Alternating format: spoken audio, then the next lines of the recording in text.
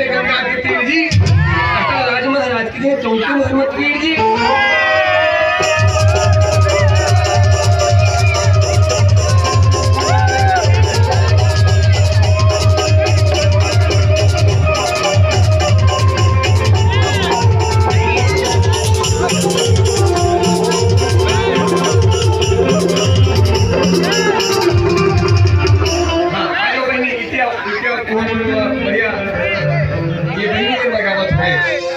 चलो मन बसरी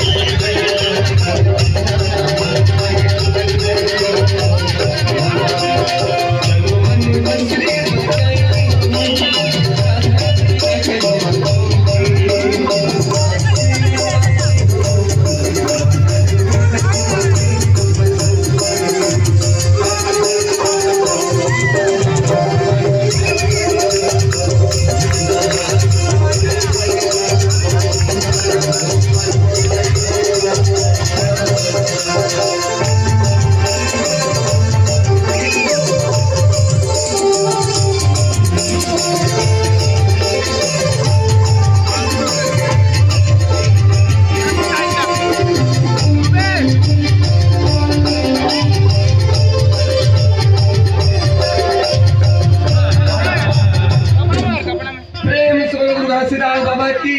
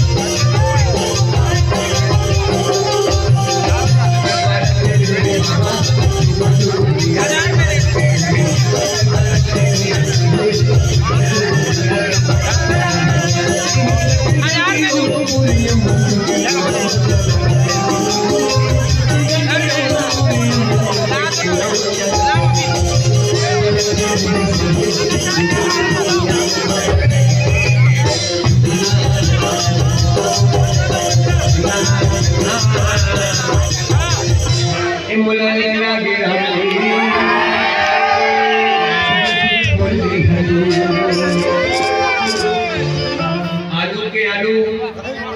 सुरसा बांधा के आलू का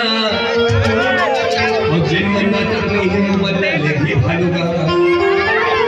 आलू के आलू सुरसा बांधा के आलू का जिन मन्ना तक नहीं भालू का मुला निकला के हमने